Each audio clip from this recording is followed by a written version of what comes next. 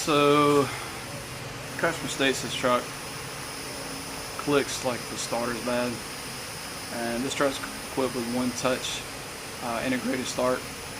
So, this is a classic symptom of a dead battery. It just acts differently with this one-touch start system, and the truck can do load shedding, and you know, if it's just not enough power to the starter, it can just shut itself down, even though you still want it to start. So we're not going to condemn the starter, we're going to take a look at the batteries and the charging system. This is a 2013 F250 with 6.7. So being a diesel, this truck has two batteries. We're going to isolate them and check them with our low budget battery tester. So I'm just going to pull the negative cable off of one battery. Leave the other one connected.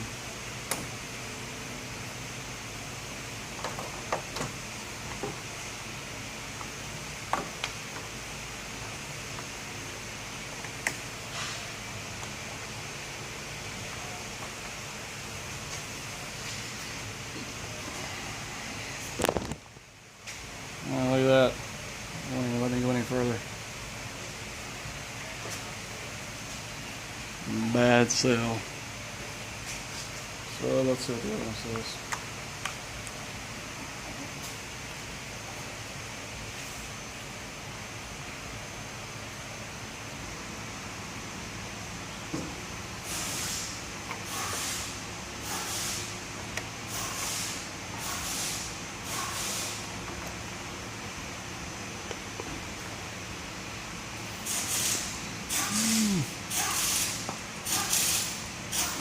I don't really believe that we have two bad cells and two batteries.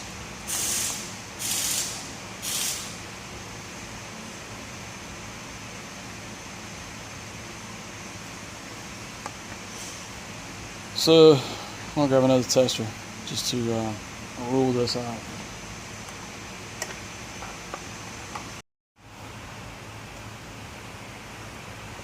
So this is the Ford approved battery tester. If you're doing a warranty battery, which we're not, but it's a bit of a pain in the neck. You gotta plug it in. It takes forever to check a battery. In fact, this takes so long, I'm gonna go to lunch while I'm doing it. Let's see what we got here. So we've got Diagnostics fast charge. It's above 250 miles. It's lead acid. It is an 850. I think. Oh, it's actually a 750. Got the original batteries in it.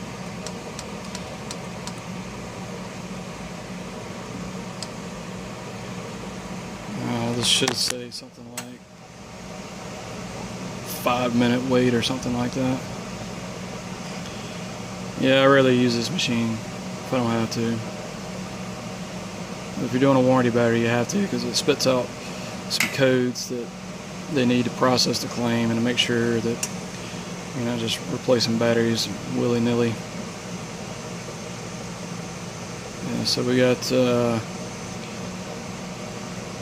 5 minutes to go here, and it's putting a little bit of a charge to it. See, the battery's 11.5, and it's disconnected. It's not even connected to anything. And it's still reading 11.5. And the customer drove the vehicle here, so these batteries are probably junk. So we'll check back in a little bit. Alright, so this battery actually failed. So the other tester was legit. So it tells us to replace the battery. We got some really terrible voltages in here. So it says enter for code, and then I gotta fill out all this information and write down some codes for warranty. This truck is actually under warranty, so test the other battery, and then we'll go from there. Alright, so now I'm hooked up to the passenger battery. It's still connected to the vehicle. It's not isolated, but it's not hooked to the driver battery, so it's only, we're not picking up a parallel circuit. However, it's no better than the other battery. I mean, we're 11.7 volts, and like I said, the customer drove this thing up here, and it's not charged up any more than that. So I have a very good feeling this battery's going to fill also. And we've got 3 more minutes to get to the next phase of the test.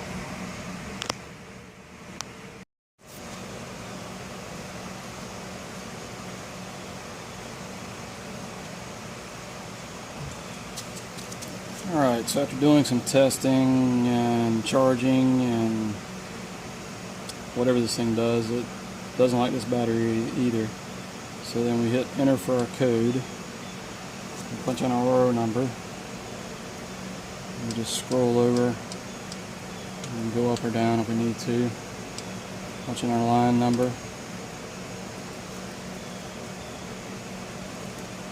And then it gives us our codes. This is the right battery. And we have the ASIS code and DTC code. So our DTC is, looks like 10 SJS.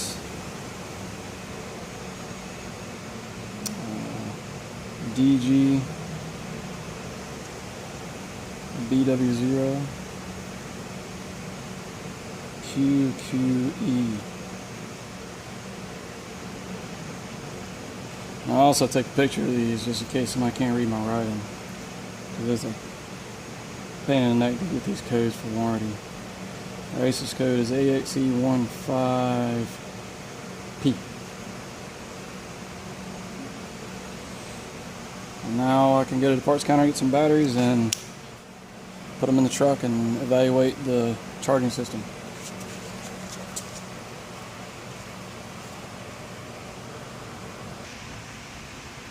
So I verified the batteries are bad. We're going to replace them, and I'm going to go to lunch. I want to utilize that time to check, make sure this thing doesn't have a draw on it. I'm just doing this the old school way. I'm just going to hook an amp meter in line, let it sit, and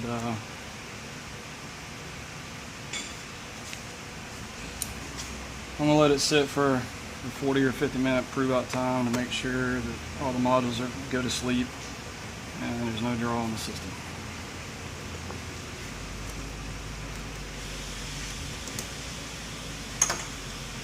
Nothing fancy about it, just old reliable. And then I'll just put a battery terminal emergency clamp on there. So I have a place to put my meter lead. Put this over the amps. Move this to amperage. And hook. Lead there. Lead there. So let's see if you can see this. So right now we're pulling right around 3 amps, dropping down. Well, we may not have to wait. Our hood light's on though, so we'll leave the hood light on and let it do its thing. So we're steadied off about 1.5 amps. So let it sit for an hour, go to lunch, and should be 20 milliamps when we get back.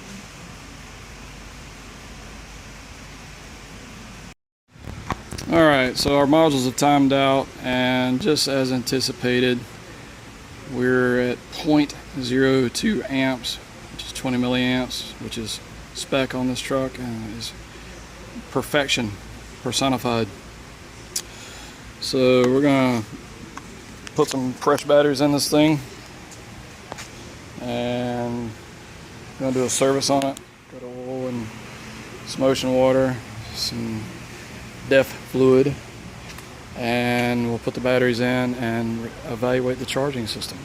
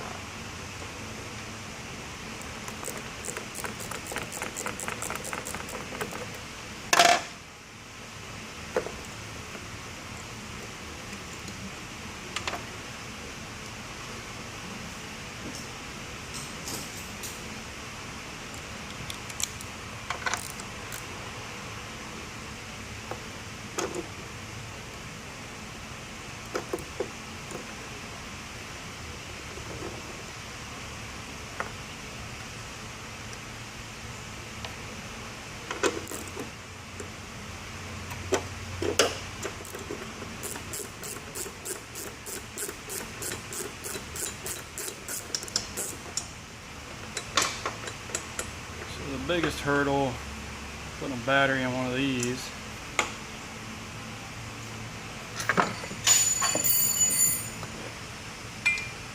dealing with these J hooks. Actually keeping these diapers from splitting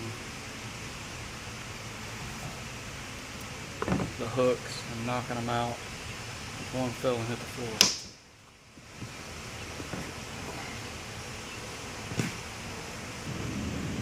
Knocked it right out. So we'll put it back in there. I want to stay, so we'll put it in there. Alright.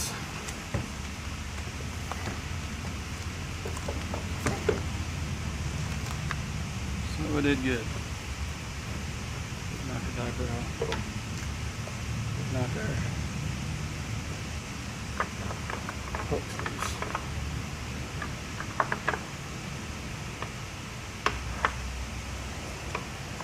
One that hook doesn't want to stay. 701, forward service, 701, please. Usually they don't give this much trouble.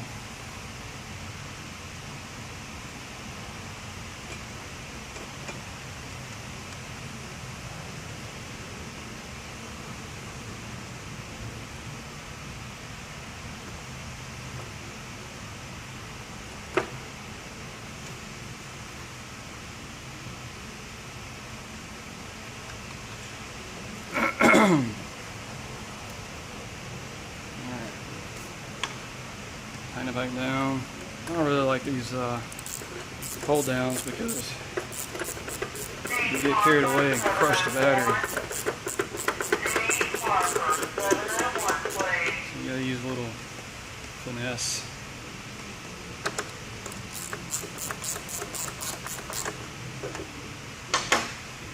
So just tighten it down to where I can't move this bracket.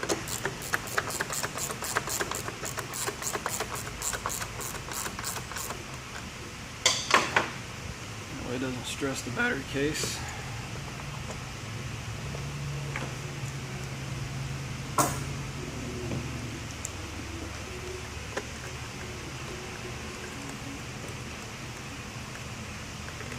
Make sure positive, positive, negative, negative.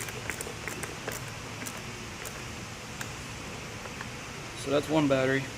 I'll put the other battery in.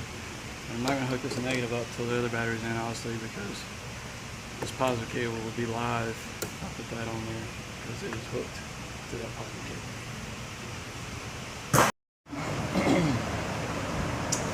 It got hot in here, so I had to turn a fan on. You may hear some wind noise. I'm only going to run one battery while I do my charging system evaluation. You never know when you might get a bad battery right out from the parts counter. You don't need that thrown off our readings. So this battery, I mean, it's discharges 12.12 volts. However, it'll serve our purpose. then I'm going to check the amp reading. Just put that around the voltmeter wire. And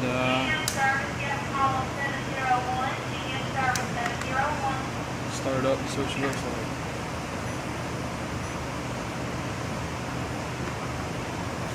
Alright.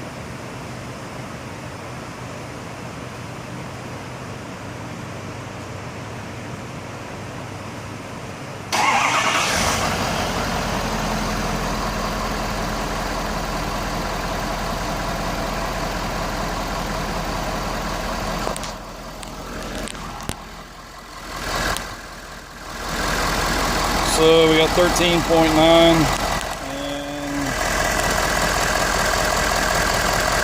about 22 amps, which is really good. So the system's not under strain, stress. We'll hook the other battery up, see if it changes.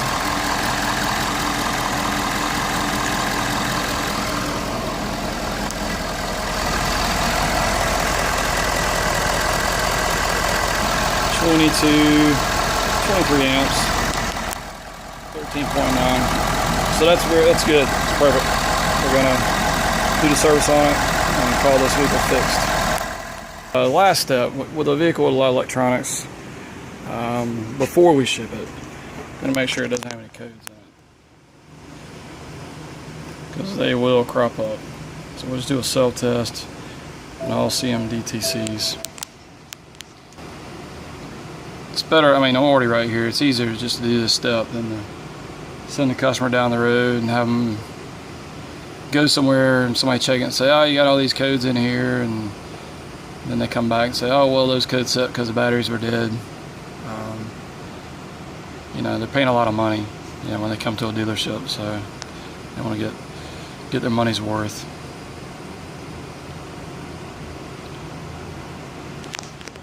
Let's see what we got here.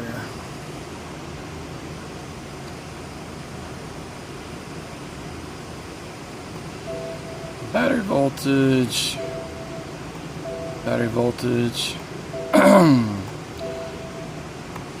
Yeah, everything's battery voltage related. So we'll clear them. See if anything returns. Alright. Hopefully nothing came back, and nothing came back, so we're good. So, you know, the next question is, okay, what happened? Why did the batteries die? Why did the batteries fail? You know, all that kind of good stuff. But I mean, this truck's a 13 model with 22,000 miles on it, so it doesn't get driven a lot. So in this customer's instance, it may be beneficial to buy a battery tender and keep a battery tender on the batteries when you're not using the vehicle. Either disconnect the batteries. So these batteries are just crap, shot. Charge system's working. There's no draw in the system. Nothing wrong with the vehicle as far as electronics. So now I'm going to do the service and ship it.